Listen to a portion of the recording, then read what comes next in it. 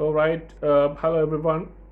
Let's see what's happening in the last part of Hudson's Some Ways of Studying Literature, in which W.H. Hudson is bringing in our attention towards understanding a work by analyzing the features of that particular work. The features, in the sense that Hudson is giving prominence to style, the style of the writer, the style of language being used in the work. So, what Hudson meant by style is that it indicates the uses of language in writing of literature, the different uses of language. Many a times while reading the literary work, we feel that, the so and so must have written that. We feel sure that no one else can put in uh, this thing in such a manner that such a manner as this particular author. We feel so. It is the credibility. It's a kind of credibility of the author, the style of language, the use of language in such a style. He focuses on his style in all his works. The author always focuses on his style in their works. The reason behind this is that the choice of words, the turn of phrases, the structure of sentences, their peculiar rhythm and cadence has a direct link to the individuality of the writer. It has been understood by the writer as well. So it features the author or the writer in such a manner that a certain sect of people would love to read that person over and over again. If you are addicted to a particular style of writer, then you will definitely read the whole set of books of that author. So, style matters. The style of language matters.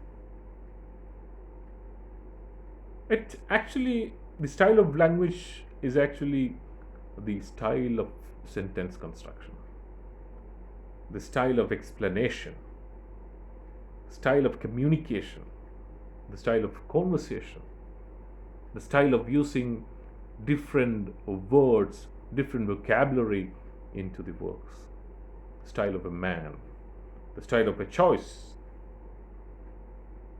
So Hudson is citing the definitions of two writers to indicate how style is an index of a writer's personality. He's bringing in two writers here. They are none other than the great Alexander Pope and Carlyle. So, by bringing in Alexander Pope here, Hudson is saying that for Pope, style is actually the dress of thought. The dress of thought, the decoration, the ornamented thoughts of a writer, the ornamented thoughts of Alexander Pope is being depicted in a vivid manner through his works. Whereas for Carlyle, it is not a coat, it's not a dress, it is the skin of the writer. For Alexander Pope, it is the dress. For Carlyle, it is the skin. So, by bringing in two extremes of two different writers, by comparing their styles, Hudson is simply saying that Alexander Pope has artificially brought in the styles of language, while Carlyle, on the other hand, Carlyle is actually using his style in the most natural manner. So the style of language which has been used by Carlyle is absolutely natural as per W. Hudson. Hudson says that Pope failed to understand the the organic character of the style, the physical character of the style. For him, style is something, which is external, which is an external form, the writer, which he can put on and take off at his will. That was what Pope thought of about style as per Hudson. If you are writing something in one style, and if you continue to use in that style, naturally, that would be kind of, innate style. But Pope's case is entirely different. Pope has brought in his style, which is more of an artificial approach, which is kind of not that much, genuineness was not there. The style was different styles were used by Alexander Pope. So he thought of in that manner. Style basically is something which is external and that can be changed whenever you want. But on the other hand, Carlyle has a more of a natural style, natural understanding of the language in that sense. So it's not something external for him. It is the skin of the author for Carlyle. And if it is the skin of the author, in the sense that the writer won't be able to separate from that style, because it is your skin. You can't remove it, you can't peel it off. Knowingly, you can't peel it off. So that is something which is already there, already inbuilt along with your writings, along with Carlyle's writings, in fact. So it's possible that during the initial stages of an author's career, a writer's career, the author or the writer, probably they will copy someone else's style, because you've been influenced by that person. So you try to copy, or you try to bring in a lot of aspects, inputs from that particular author. But over the years, as a writer, when he grows up, when he extends his career as a great writer, he needs to create his own style. He has to create his own style, paving way for a natural sense of style of that author, leaving aside the copied style by some other writers of his role model, probably. So when he reaches the extreme level of his career, by the time when he reaches the extreme level of his career, the zenith, the pinnacle of his career, the author should have an innate style. The skin should be there. Style as a skin should be there when he reaches the pinnacle of his career. Hence, it is rightly said that every spirit builds its own house. Hudson, in fact, he agrees with Newman's idea, wherein Newman is saying that style is the shadow of writer. It's not a different approach. It's not a kind of a different approach when you deal with Pope or Carlyle, but understanding the shadow of the writer means the shadow always follows you, right? It means the style must follow the author in the right manner.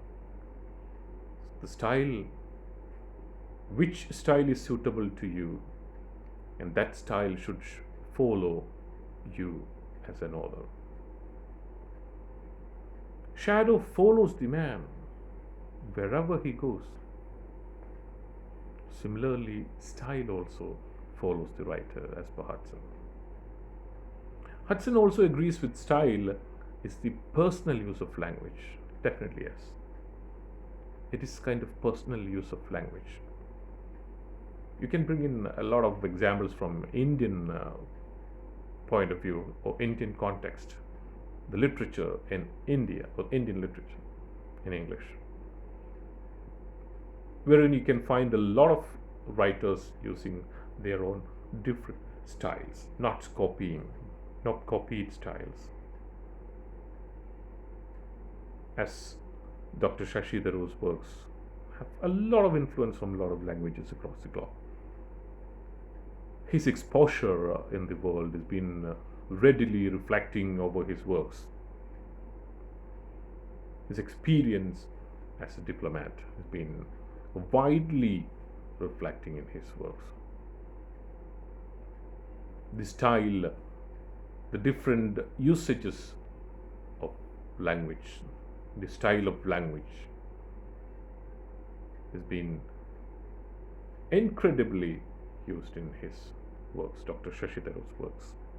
Similarly, Arundhati Roy, Chetan Bhagat.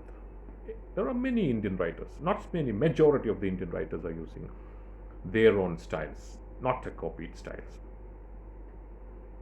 So basically what Hudson is saying that if you have a style of your own, you would be able to exist in the literary world. Instead, if you are copying from some other writer, if you're copying the style of some other writers, what will happen is that you won't exist for a long time as a writer, because that's been overused. That's a complete copying of some other writers. Knowing or unknowingly, your writings will be a kind of, not, you can't find some kind of personal experiences there. It is someone else's personal experiences being used by a different person, a different writer, which is absolutely wrong.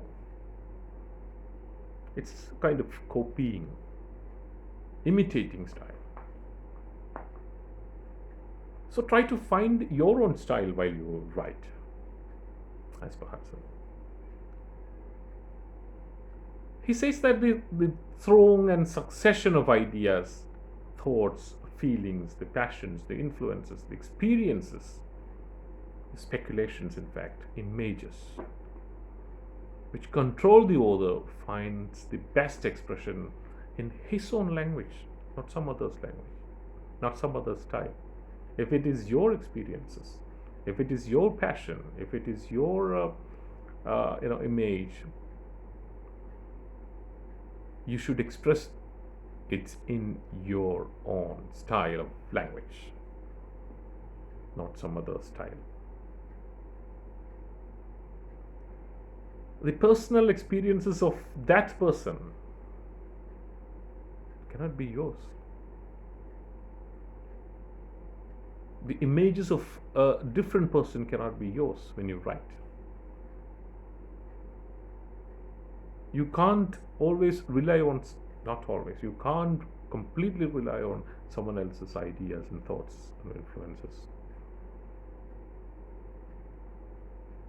So Hudson makes it clear that, majority of men use the language of their time, in the sense that the structure of language used by a writer is contemporary. You can't write in a previous style of language. You can't expect language in a different manner, or you can predict the style of language.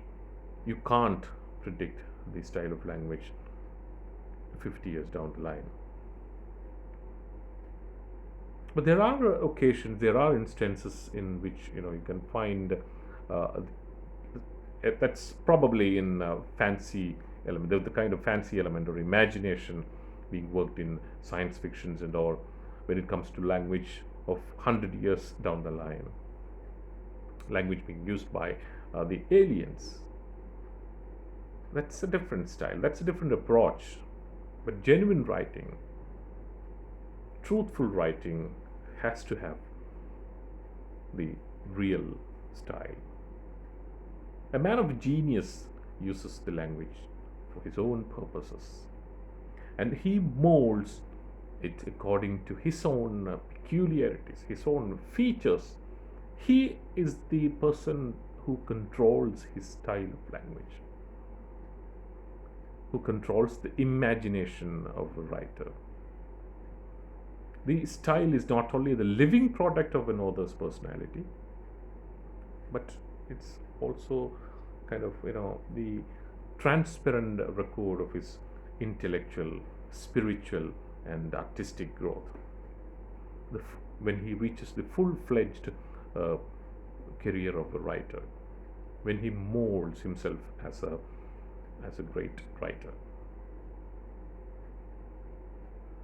it is, as Hudson is saying, that it's a living product of an author's personality, along with his intellectual, spiritual, and artistic the examples of his intellectual, spiritual, and artistic growth. The range, the graph, has been widely used in his styles, through his styles. So a careful kind of observation of style will inform the reader of the writer's education, the influences that shaped him, the elements that nurtured him to bring him as a great writer. The makers of his personality, the persons, the people who influenced him, the books he lived with, the development of his thoughts over the years, the development of his thoughts, his changing outlook, his changing passions, the length and breadth of his emotions, his ideologies,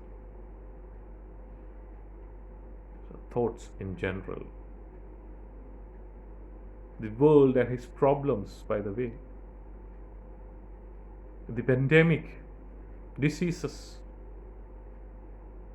Several things are being discussed while writing in a peculiar style. It's the expression of thoughts of a writer.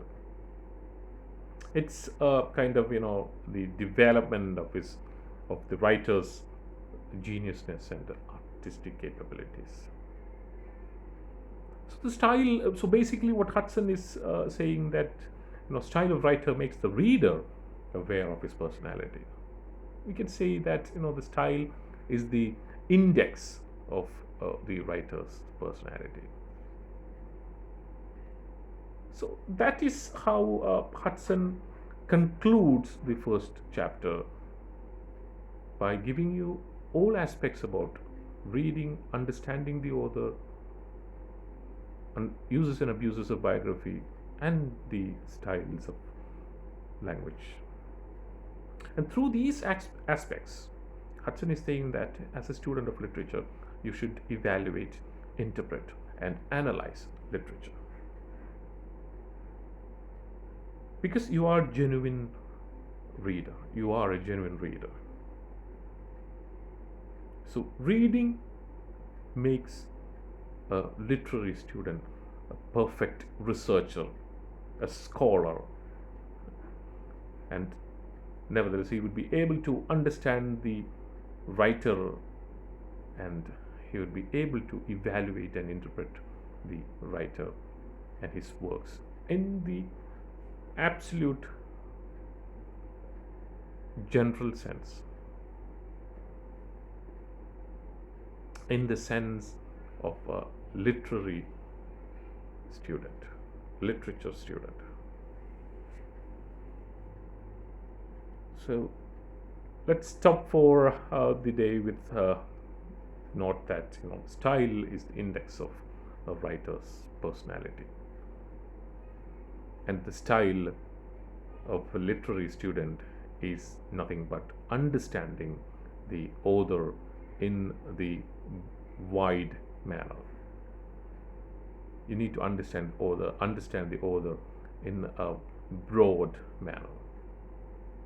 Then only you will be able to analyze, then only you will be able to interpret the writer's works according to W.H. Hudson.